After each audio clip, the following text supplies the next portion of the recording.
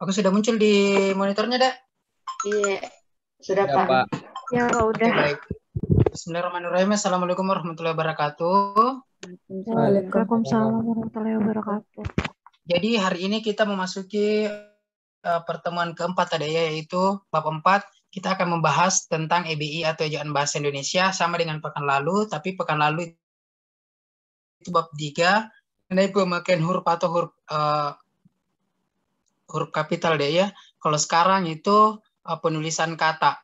Jadi kita memasuki kategori penulisan di bagian ejaan bahasa Indonesia, yaitu ada 11 bagian penulisan kata deh ya. Jadi kamu screenshot saja, jadi supaya bisa ada dijadikan referensi untuk di UAS nanti.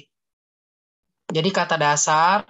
Nah, kata dasar ini ditulis sebagai satu kesatuan, misalnya kantor, pajak, penuh sesak. Jadi ini semua kata dasar deh, kantor, kemudian pajak, kemudian penuh, kemudian sesak, itu semua adalah contoh kata dasar.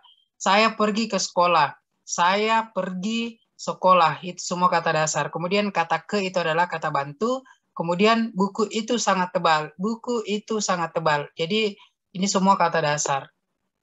Kemudian ada kata berimbuhan. Kata berimbuhan ini imbuhan, awalan, sisipan, akhiran, serta gabungan awalan dan akhiran ditulis serangkai dengan bentuk dasarnya. Misalnya berjalan. Dari kata dasar apa berjalan, Adek? Jalan, Pak. Oke, dari kata dasar jalan, Adek ya. Kemudian menafkahi, dari kata dasar apa menafkahi? Nafkah. Oke. Jadi banyak sekali yang sekarang kita kenal, kemudian disuguhkan oleh kata berimbuhan. Adek, saya cari dulu di materi ajar.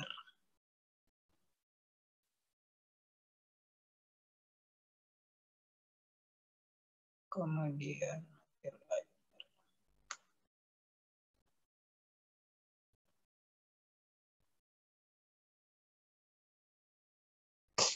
jadi imbuhannya diserap dari unsur asing seperti isme, man, wan, atau wi, itu ditulis serangkai dengan bentuk dasarnya. Misalnya suku isme atau seniman, dari kata dasar suku isme itu dari kata dasar suku ada ya. Kemudian seniman dari kata dasar seni. Kemudian kamerawan atau kameramen.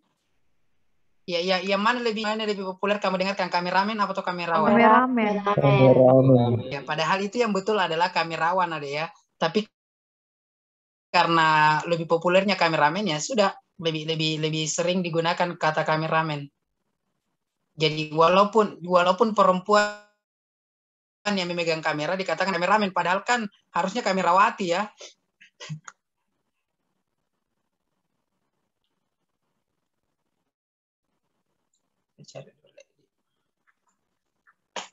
Kemudian ada gerejawi dari kata dasar gereja. Kemudian ada bentuk ulang. Bentuk ulang ini ditulis dengan menggunakan tanda hubung. Misalnya misalnya unsur-unsur atau aspek-aspek. Misalnya anak-anak, biri-biri, lauk pauk, berjalan-jalan, buku-buku, cumi-cumi, mondar-mandir. Nah, itu semua adalah bentuk ulang yang dipakaikan dengan kata penghubung.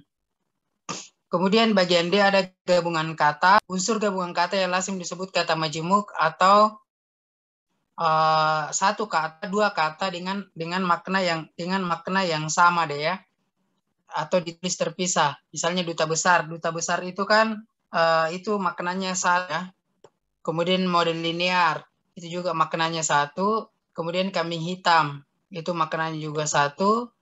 Kemudian persegi panjang juga satu. Orang tua juga maknanya satu, dan rumah sakit jiwa. Jadi ini semua adalah contoh kata majemuk atau gabungan kata. Kemendikbud.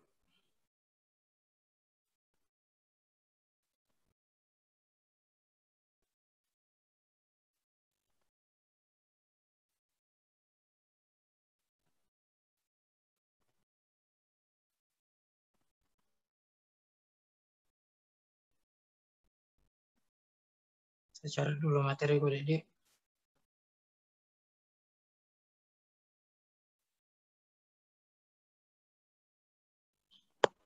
Kemudian bagian E ada pemakaian kata. yaitu kata dasar dilakukan sebagai berikut. Jika di tengah kata terdapat huruf vokal yang berurutan, pemenggalannya dilakukan di antara kedua huruf. Misalnya buah. Misalnya buah itu yang dipotong adalah BU, baru dipotong AA. Kemudian main, kemudian mainan, kemudian niat, kemudian saat, kemudian sekolah. Kemudian kalau sekolah yang mana dipotong di situ deh? Kalau pemenggalan katanya. SC baru dipotong ada ya. Biasanya kan kalau kamu menulis manual itu di buku ada kalau menyalin sesuatu itu dipakai pemotongan kata atau pemenggalan kata. Itu kayak misalnya sekolah itu enggak mungkin SEK baru kolah.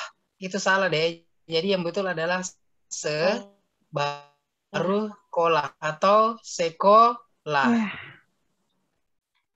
Kemudian rumah.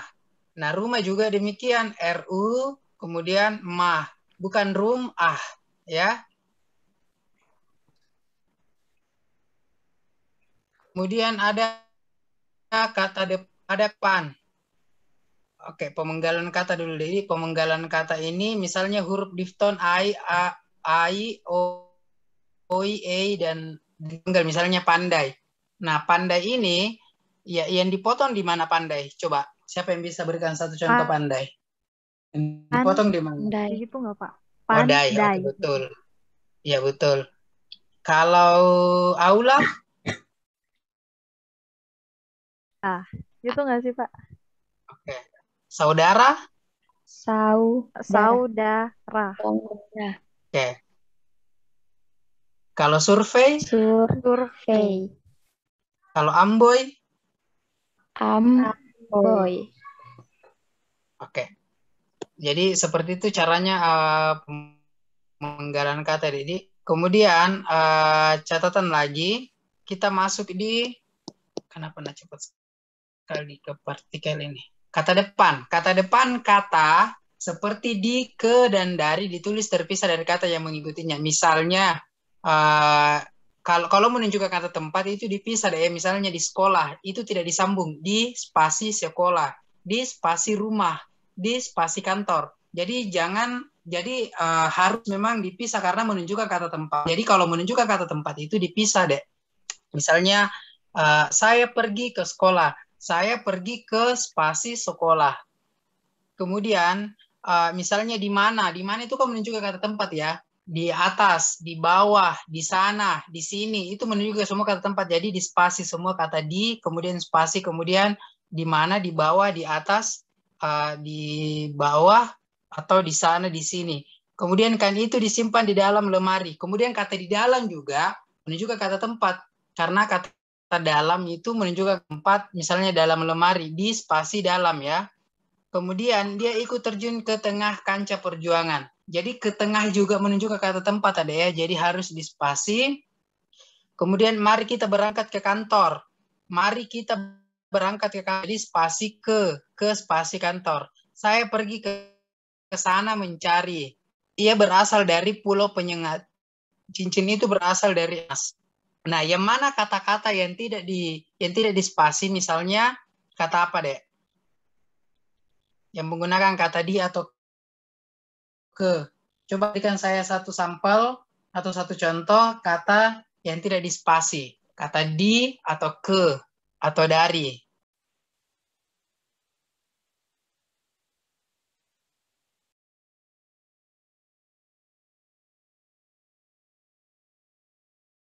Karena juga kata tempat tadi. Di spasi tempat tadi ya. Iya, misalnya dari mana, Pak? Diambil. Iya, diambil. Nah, diambil juga tidak. Kalau diambil tidak menunjukkan kata tempat. Nah, itu salah satu contoh kata yang tidak dispasi ada ya. Jadi diambil atau dirimu. Nah, dirimu apalagi? Dari mana? Ya, dari mana boleh. Dari mana itu dispasi ada ya. Oh, dispasi Pak. Iya, dari mana? Itu kan menunjukkan kata tempat.